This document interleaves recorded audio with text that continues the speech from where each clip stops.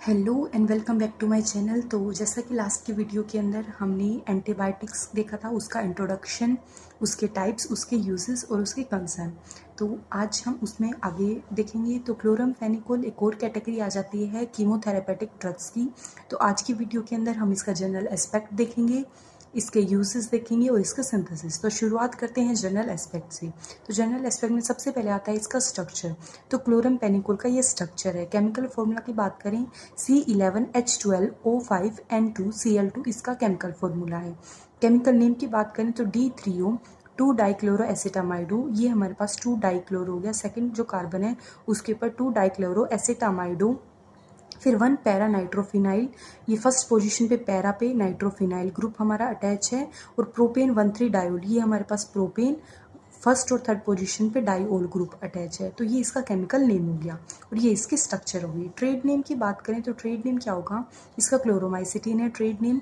ये first broad spectrum antibiotic है जिसको डिस्कवर किया गया। ब्रॉड स्पेक्ट्रम मतलब ये ज़्यादा माइक्रो ऑर्गेनिज्म पे वर्क करती है और उनको किल करती है। नेक्स्ट चीज़ आती है जो क्लोरामफेनिकोल के जनरल एस्पेक्ट में, वो है कि ये वाटर में इंसोल्यूबल होती है और इसको ओरली इंटेक किया जाता है कैप्सूल की फॉर्म में या फिर सस्पेंशन की फॉर्म में। सस्पेंशन बनाया जाता है इसका और फिर इसको इंटेक किया जाता है ओरली। इसका जो टेस्ट होता है वो ब्लेंड टेस्ट होता है।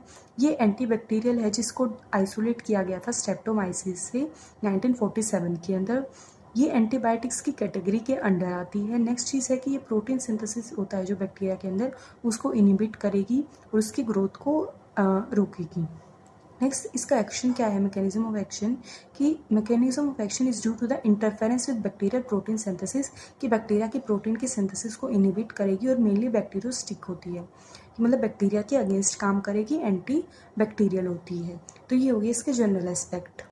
अब जनरल एस्पेक्ट के बाद आ जाते हैं यूजेस। तो क्लोरामफेनिकोल के यूजेस क्या हैं कि इसको यूज़ किया जाता है ट्रीटमेंट ऑफ टाइफाइड फीवर में, टाइफाइड फीवर होता है उसके ट्रीटमेंट में, एंड सिमिलर सैल्मोनेली इन्फेक्शन। अब टाइफाइड होता है वो सैल्मोनेला टाइफी से होता है। तो जो सिमिलर सैल्मोनेलाई से जो इन्फेक्शन कोज होते हैं उनके ट्रीटमेंट के लिए इसको यूज़ किया जाता है। सेकंड जो हेमोफिलस इन्फ्लुएंजा है उसके ट्रीटमेंट के अंदर उसके ट्रीटमेंट के लिए इसको यूज़ किया जाता है। ये माइक्रो ऑर्गेनिज्म है तो इससे जो इन्फेक्शन होगा उसके ट्रीटमेंट में इसको यूज़ किया जाएगा। नेक्स्ट यूज़ है इसका एज एन एंटीबायोटिक। दूसरा है कि जो वायरल डिजीज़ होती हैं उनके ट्रीटमेंट में इसको यूज़ किया जाता है। और जो ग्राम पॉजिटिव और ग्राम नेगेटिव बैक्टीरिया से जो डिजीज़ कोज होती हैं उनके ट्रीटमेंट में इसको यूज़ किया जाता है। तो ये इसके यूजेस हो गए। नेक्स्ट चीज़ है इसकी सिंथेसिस। तो सिंथेसिस कैसे होती है क्लोरामफेनिकोल की, सबसे पहले हम रिएजेंट या सबस्ट्रेट लेंगे पैरा नाइट्रो एसिटोफिनोन। तो ये पैरा पोजीशन पे नाइट्रो ग्रुप अटैच है और ये एसिटाफिनोन की स्ट्रक्चर है। तो इसकी रिएक्शन करवाएंगे हम ब्रोमीन से, तो HBr हमारे पास रिमूव हो जाएगा फर्स्ट स्टेप के अंदर और यहाँ पे हमारा ब्रोमीन ग्रुप अटैच हो जाएगा। तो फॉर्मेशन होगी पैरा नाइट्रोफिनाइल एसाइल ब्रोमाइड की।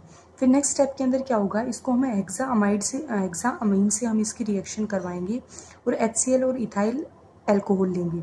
तो सेकंड स्टेप के अंदर जब हमने हेक्सा अमीन HCl और इथाइल OH के साथ जब इसकी रिएक्शन करवाई तो ब्रोमीन ग्रुप रिप्लेस हो गया अमीन ग्रुप से।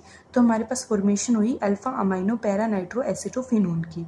फिर नेक्स्ट स्टेप के अंदर क्या हुआ, थर्ड स्टेप के अंदर हमने एसिटाइलेशन रिएक्शन करवाई और एसिटिक एनहाइड्राइड हमने लिया जिसमें CH3COH रिमूव हो गया और यहाँ पे हमारे पास CH3CO ग्रुप जो एसिटाइल ग्रुप है वो अटैच हो गया यहाँ पे।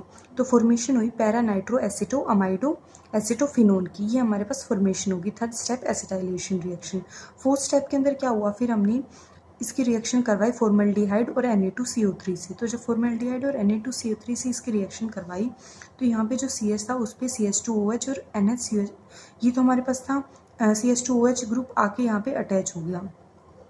तो ये हमारे पास कंपाउंड की फॉर्मेशन होगी। फिर नेक्स्ट फिफ्थ स्टेप के अंदर क्या हुआ, हमने इसकी रिडक्शन करवाई आइसोप्रोपाइल अल्कोहल की प्रेजेंस में। तो जब इसकी रिडक्शन करवाई तो हमारे पास DL आइसोमर की फॉर्मेशन होगी। तो DL आइसोमर बन गया हमारे पास। फिर नेक्स्ट सिक्स स्टेप के अंदर क्या हुआ, हमने इसकी रिएक्शन करवाई HCl एसिड के साथ और H2O के साथ। तो जब हाइड्रोलिसिस इसकी करवाई तो CH3COL जो है एसिटाइल क्लोराइड वो हमारे पास रिमूव हो गया। तो CH3COL जब हमारे पास रिमूव हुआ यहाँ से CH3COCl जब रिमूव हुआ तो यहाँ पे फॉर्मेशन हुई क्लोरामफेनिकोल बेस की।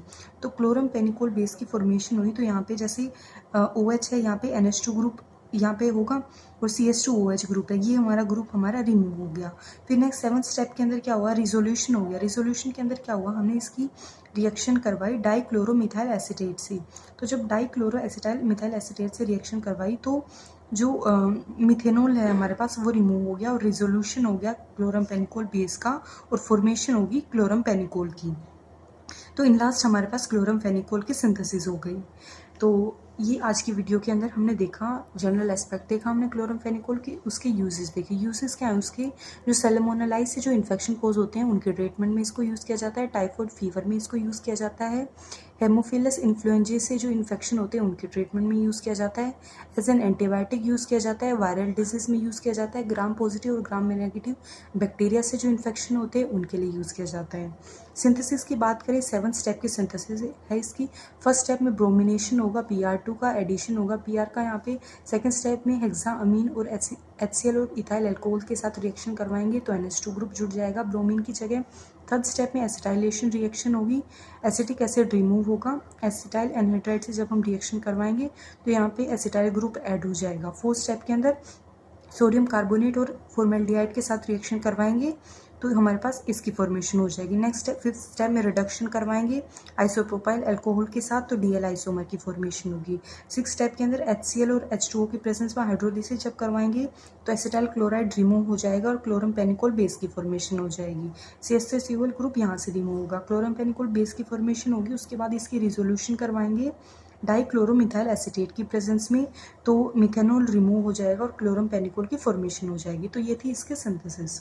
तो मिलते हैं नेक्स्ट वीडियो में नेक्स्ट कॉन्सेप्ट के साथ, जब तक के लिए ऑल द बेस्ट।